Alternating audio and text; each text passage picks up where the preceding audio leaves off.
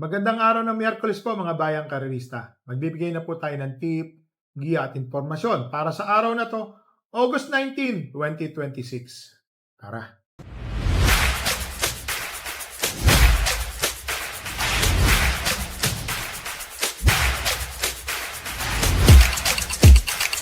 So, pasensya na po, medyo na-late po tayo.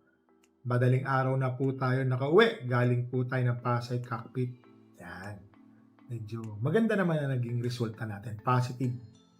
So, ito po. Pakita ko lang po ang ating kopya. Salamat nga pala kay Speedform. Yan po Kung mapapansin nyo po mga bayang karerista, masyadong maulan sa NCR or Luzon. Yan Diyan po sa lugar ng Batangas, ambon lang po ang nararamdaman nila. Ngayon pong araw ng Miyerkules, ang start time po ng karera ay sa ganap na alas 5:30 ng hapon. Yan na Race number 1, ito po, Pentapecta carryover agad, 26,279.64. Rating 17 to 41 split, 1,200 meters ang distansya, 7 runners. First choice, entry number 5, Talkative Nate. Umentado po ito kada takbo parating natimbang yung dalawang takbo niya. Tersero, segundo, nandoon po, always in the money. Tingin ko ngayon, malaki po ang panalo niya. Lalo na iba po ito umere. Mabilis po talaga. At yung distansya umikse, sa tingin ko, malaki po ang panalo ni Talkative Nate. First choice. Second choice, entry number 3, Darna. Kung sakaling magkakaroon po ng killer pace o magpipilit po sila na habulin to, si Talkative Nate, si Darna po, pwede po itong manood ng tersero o kwarto pwestong malapit. Meron po itong 1.14 sa same distance mga bayang karerista. So may panalo po yan. Naglagay po ako ng third choice, entry number 6, Wallop. Ito si Wallop, mga bayang karerista pwede po itong Romemate. Napanood po natin ito na sa tersero, kwarto pwesto, pagdating parekta, saka kumuha ng unahan, may panalo po siyang ganun ang diskarte. At ang tempo po niya ay 1.14 din po.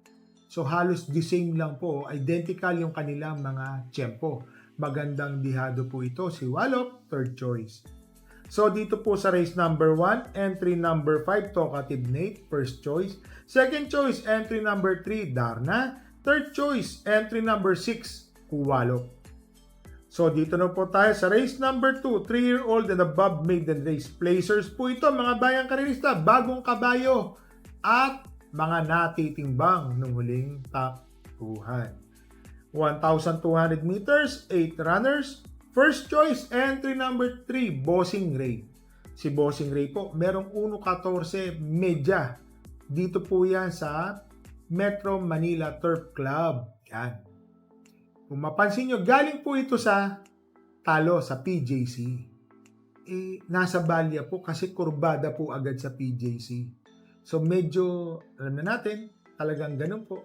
Natatabunan minsan o magsilundag yung mga nasa numero 1, 2, 3 sa PJC. Yan po ang obserbasyon ko at ng marami. Yan. Kaya first choice ko po siya. Maganda po ang numero. Nasa 3. Kung hindi po maiiwan, malaki po ang panalo. Second choice, entry number 8, I Dominate.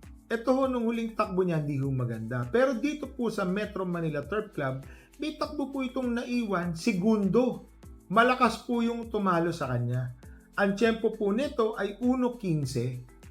Kung sakaling di maiiwan, tingin ko yung 1.14 o yung medya, 1.14 maning-mani po sa kanya at maganda po ang kanyang numero. Tingin ko malaki po ang panalo ni I Dominate. So dito po sa race number 2, first choice, entry number 3, Bossing Ray. Second choice, entry number 8, I Dominate.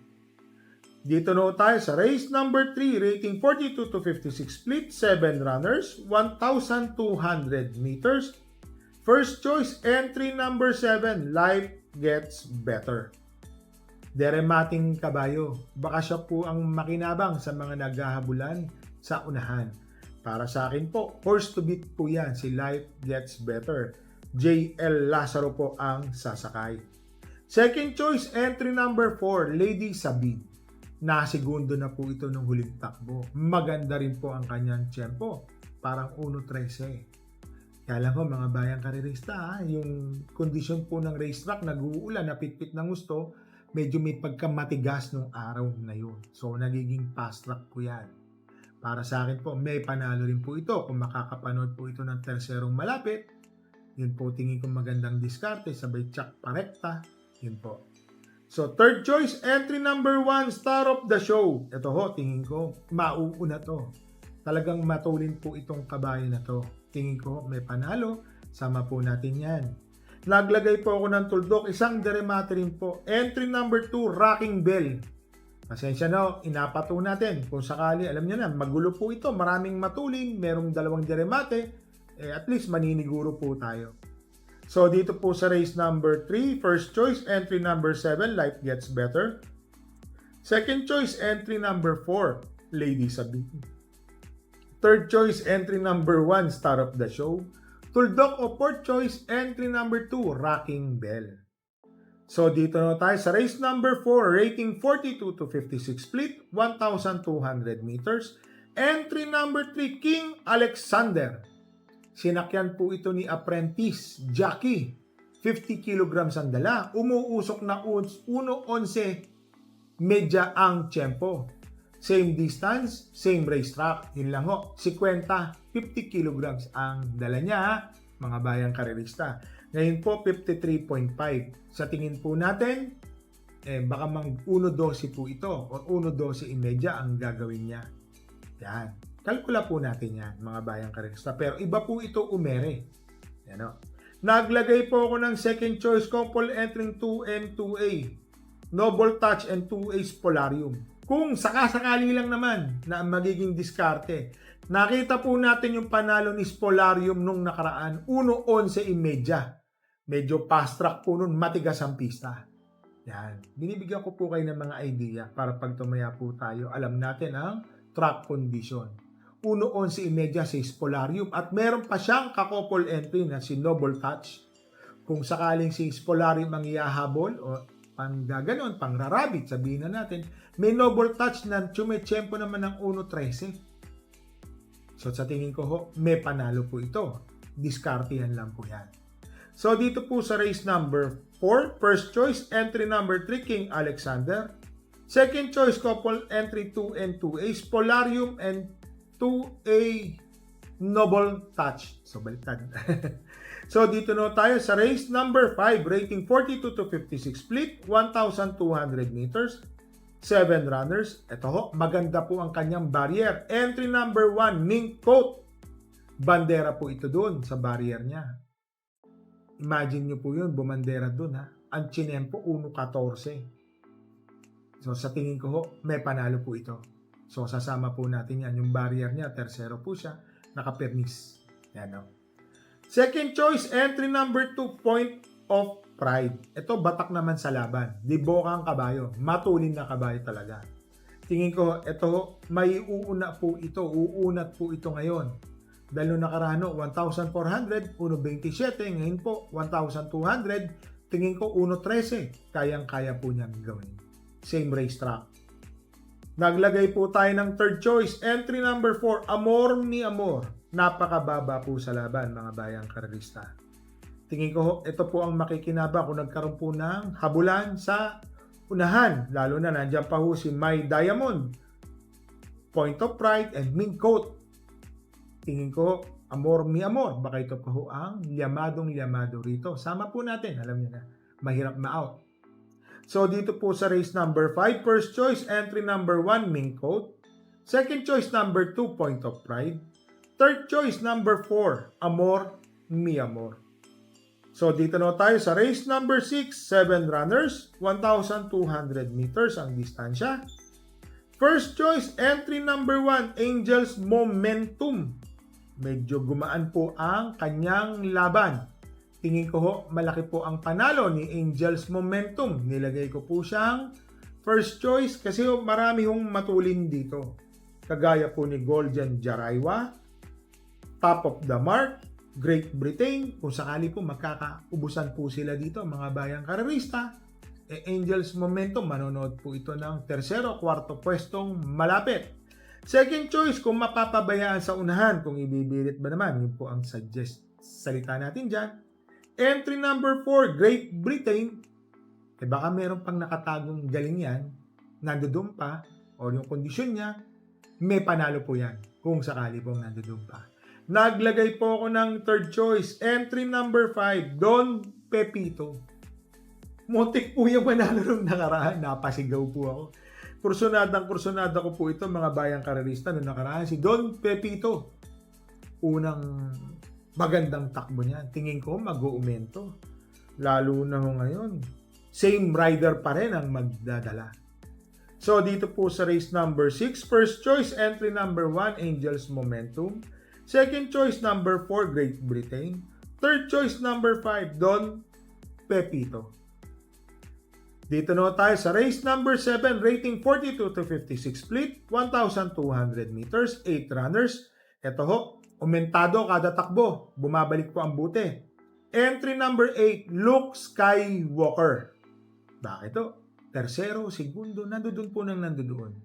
So tingin ko ho, malaki po ang panalo nito. Luke Skywalker.